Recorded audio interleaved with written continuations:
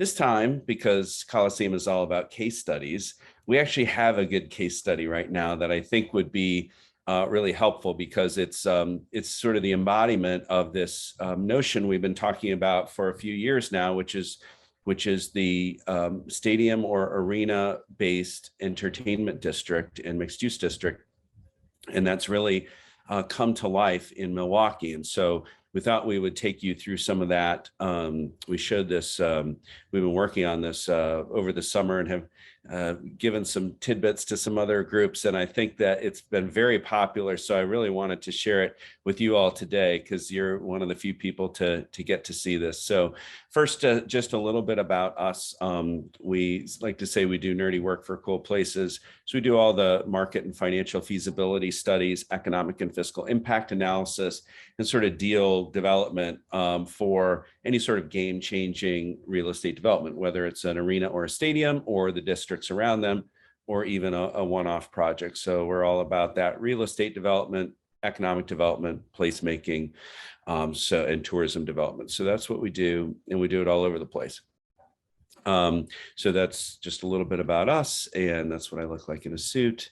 So we'll get right into it. So let's talk about the Deer District. So this has been quite a transformation. So we'll give you sort of a closer look at how this new arena and the district around it transformed the downtown from really sort of a tough situation to a vibrant nightlife scene.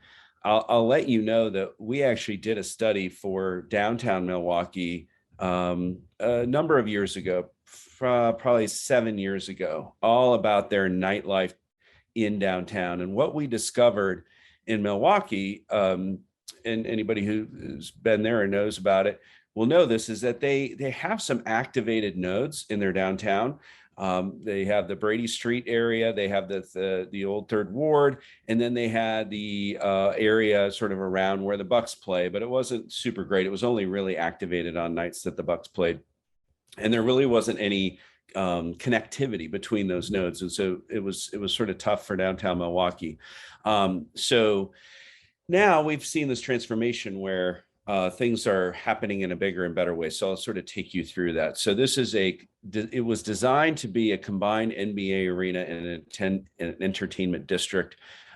It connected once disparate and separated and disconnected neighborhoods, making them walkable, created a ready-made gathering place, extended sort of the existing district that was sort of centered around the river, and is really a great example of how a stadium and arena can be a catalyst, can be that hero in the middle to create that halo, but how the halo also helps the thing in the middle. So whether that's an arena or a stadium or maybe even a convention center or something like that, or a combination of the two.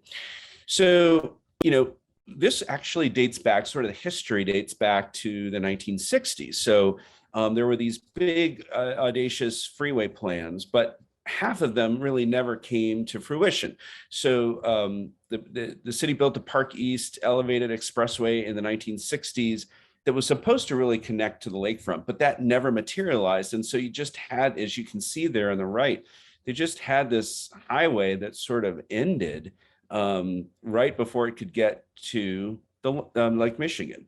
So it's sort of strange. And then what that did is it cut off the nearby Haymarket neighborhood from downtown, and it had this, East Park or Park East spur, and really it sort of created this wall, right, that divided up the activity of the community and all of that sort of thing. And so it really was doing more harm than good.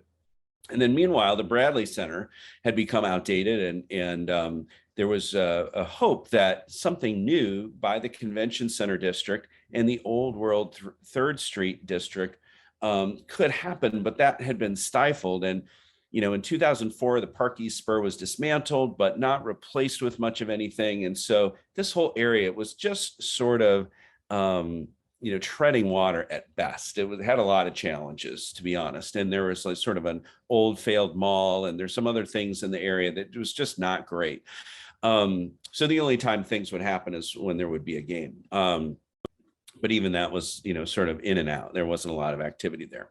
So the Park East Elevated Freeway was finally cleared in 2004, leaving some empty city blocks. And this allowed for the expansion of the Convention District in the west part of downtown and a path towards joining urban development in the Haymarket with downtown Milwaukee. So you can see there that they're starting to, level some things and make some areas available for redevelopment. So this has been in the works and taking a long time because we're in 2021. This is 17 years ago. So what about this vision? So the vision was to have a district around the Fiserv Forum. At the time, they didn't know what it would be called, as well as the restored Pabst Brewing Campus, which we had worked on as had been proposed to be renovated and redeveloped in many different ways, shapes, and forms. But that historic Pabst Brewing area was sort of its own little island over on the west. And it was totally separated from the old world 3rd Street area and the Water Street nightlife area by these holes in the ground, and also just these kind of not great arenas. And so the Deer District's restaurant structures were designed in a minimalist contemporary exposed beam 2-level block long entertainment district to the east with a walk-through alley, which is really important. The connectivity, the walkability is super important, and that you'll see that at the very end of this presentation. But it's a small but lively historic district with many bars and restaurants. So that little area over to the right felt good, but then there was this big bunch of blocks of not so good, and then you had the Pabst area, which again was actually pretty cool. So how do we join all these things together? So then the district is spurring now more public desire for the proposed extension of the HOP, which is a streetcar line that went in after our study that really connects those disparate nodes. So that's sort of a helpful thing. And you see here, how everything starts to lay out to connect everything together. So before the new arena was developed, we had the Bradley Center. So in 2015, the site of the future arena in the entertainment district was really a no man's land, which I've discussed, with little to no urban density. And this is looking to the southwest. And then we have by 2020 or by 2019, the district was beginning to fill in. The arena opened, and but it was the rest of the district was really a work in progress. But this progress set the stage for a new private sector demand for office space, eateries, event space, and new residential development. So you can see here, and you can also see there all these old arenas, the Wisconsin Convention Center, the UW Milwaukee Panther Arena, the Bradley Center, and the Fiserv Forum all lined up in a row like a bunch of battleships. Pretty interesting. The dramatic change brought forth by the expanding Deer District is evident in this comparison visual. So the change is that the former home of the Bucks, the Bradley Center, is now demolished, ready for redevelopment. So now we have the vision after the full build out, which we're going to show you the actual thing here in a minute. So you can see how this all starts to connect everything. Still have our streets, but we have a lot of walkability and a lot of activity happening. So this is looking southeast now towards the downtown skyline in Lake Michigan. So downtown is home to 83,000 workers, 32,000 residents. But as I mentioned at the beginning, that urban core is really spread out and is often a challenge to connect these things. So as this fills in and expands out, it helps connect these disconnected parts of town. In early 18, there was still a ways to go before the first tip-off. This sort of shows the new Bucks training facility at or near completion. And then here we have this, where I mentioned before, sort of the battleships all lined up. It's the only place anywhere that had 3 NBA arenas in geographic and timeline succession. So very interesting to see all these things lined up before they took down the Bradley Center. So we can see that here in 2019. And of course, there was a challenge back in the late 80s where the team threatened to move to Seattle. And so that's when the Bradley Center went up. So now we have the Deer District, and we have this $524 million. So much cheaper than sort of like the Chase Center in San Francisco, where things are a lot more expensive as a general rule, which is over $1 billion. So this was actually designed and built, and it's very fantastic because it did not cost a ton of money relative to many other arenas, but it's very cool in its design, and it has sort of this indoor-outdoor glass curtain wall that really opens everything up to the outside and the outside in. So that makes it feel very, much like part of the neighborhood, as opposed to having it be totally separated off as this big compound, right, that you can't see in. We think that helps a lot in the design that was done so well, that really opens that to the outside. So now the Deer District. So it anchors the Deer District. It's an architectural marvel, really, in changing the way that visitors see Milwaukee. So we have a lot of visuals here that you can see. The Mecca Sports Bar and Grill, Punch Bowl Social anchor the indoor-outdoor two-story complex with a partially covered alleyway. Remember, I mentioned that's very critical, that connects the Old World 3rd Street behind Punch Bowl Social. And of course, you can see the city's skyline in the background. This was for the NBA Finals Game 6 versus the Phoenix Suns. Here we can see in the lower right that ESPN utilized that prime real estate on the upper level patio of the Mecca Bar and Grill to broadcast, and what a great setting that was. So again, as you or others are working on these new facilities or renovated facilities like the Pacers, where I'm from in Indianapolis, they're creating sort of their own version of this with their big renovation they're going through right now with the plaza outside. A lot of places are doing this, so, but super activated. And so the entertainment district is really the most compelling part of this, because it's activated all the time now. So whether or not it's a concert or a game or there's nothing going on, people can still go and hang out there, and it can be programmed in a way to continue to elevate it as a place to go after work or even during the day. So it is really helping create that critical mass. Here you can see there more of the visuals. So that's just another view from there. So this, of course, it helped to have this all completed when the Bucks were in the finals and in the playoffs and then the finals. And so here we have this area becoming ground zero, and it was great PR, because I would say that the Deer District, if anybody watched the finals, was as big a star of the finals as the Bucks themselves. Because everything was showing the fans going there. If they couldn't get a ticket, they would still go there and watch the game outside and have a great time. And it was super fantastic. So it brought as many as 80,000 people to the Deer District in a single night. And even inside, when the games were out of town, they had a watch party inside with the upper level closed off, so they could get 9,000 in there just to watch the game in Phoenix, and then 65,000 people outside. So it becomes this communal event, which is great.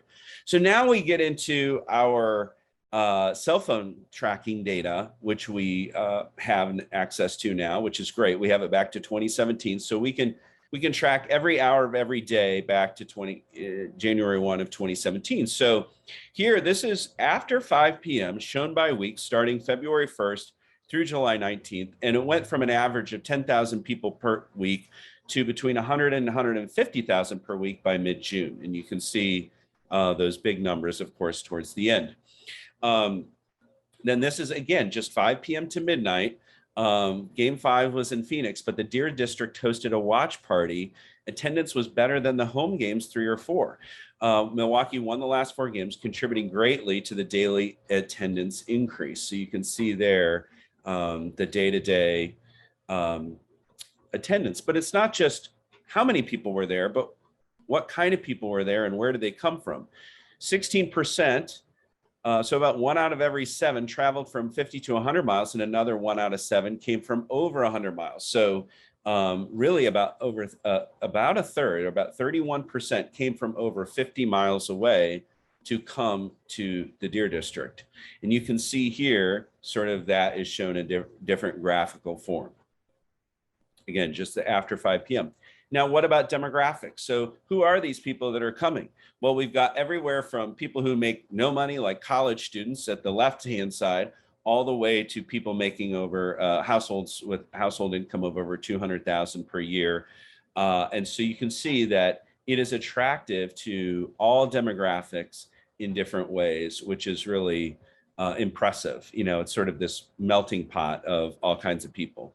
And here again, February through July, 5 p.m. to midnight, we can see that people coming from all over the Midwest. The total is around 1 million people or 1 million visits. So it's becoming this hub. But look, when we expand out, we see that people are coming from all over the country. Of course, some people are fans coming from all around to watch the finals, but then there are other people too, just coming to Milwaukee to the Deer District. So it's very impressive how much draw capacity this has. Now the information, the last two slides I have for you, show where people are actually going within there. So not where they're from, but when those people are there, where are they hanging out? Well, we saw from the pictures that the people are really jammed into a few spots, right? So you can see here where, the red is where the highest concentration of people were between April 26th and July 11th in the evenings. And so what's great about this technology that we can use, so if you're working on an area of your downtown or a mall or something like that, is we can figure out where people are actually going and where the gaps are. So what we now know is that there are some gaps here too. And there's a next stage of the Deer District development that will be studied to figure out what should be built next to expand it out. As you saw in some of those aerial shots, there are some empty areas still to be developed. So the big question is what to develop next. This kind of data helps figure that out. And if we spread out, pull back a little bit, we can see that there are still some surface lots there to the north and some other areas where it's kind of not well traveled, right? Because there's nothing there. But we also can see the connectivity now to the old World 3rd Street and the Water Street District, between that across the Milwaukee River over to the Deer District, and a little bit of connectivity too on the left across 6th Street to the old Pabst Brewing mixed use district there. So again, this is really fun technology that we can now have and use to help clients like the Bucks really move forward on their next steps, as well as cities who are trying to figure out how to fill in their gaps. It's not always a team, it's oftentimes a city or another development entity. So we just thought that was really fascinating, wanted to share that story. We're seeing it all over the world. And so this is a great example to learn from. And so feel free to go to Hunden.com, Hunden, to learn more about us or anything else, get in touch. So really appreciate being here, Michael. And what's interesting about that answer is that what I'll tell you is people want a critical mass of options to choose from when they go to an entertainment district. So we worked on the Power and Light District in downtown Kansas City, where the T-Mobile Center is, and 4th Street Live in Louisville. And, there are many others around the country, the Ballpark Village in St. Louis and in Baltimore. Many others exist. And what people want is they want to be able to go to a place. Philly Live is the same thing. That's a lot more indoor and sort of compact. But what people want is to know that when they get somewhere, same with Wrigley Field and the Cubs now, when they get somewhere, they have a lot of options. And so they don't have to really plan ahead too much. They can just go and meet up with friends and family or whatever, coworkers, and know that there will be a number of options. If one place is too crowded, they can get into another place, or they, different budgets and that sort of thing in terms of prices. So what's interesting about the Deer District so far is that it's succeeded, I think, because it has a novelty effect. It's new, and the Bucks were in the playoffs and won, right? So that was great. But for that to be sustainable, they actually don't have a ton of offerings there. They have some big anchor tenants, but it's not like they have, 20 different options. For long-term sustainability, that's really what their phase 2 needs to start to look at, is having that sort of urban fabric woven together with lots of different options in a walkable area. Otherwise, it loses its novelty and people will stop going there. So you always have to sort of keep it fresh and keep those options new. And food and beverage is really the key to that.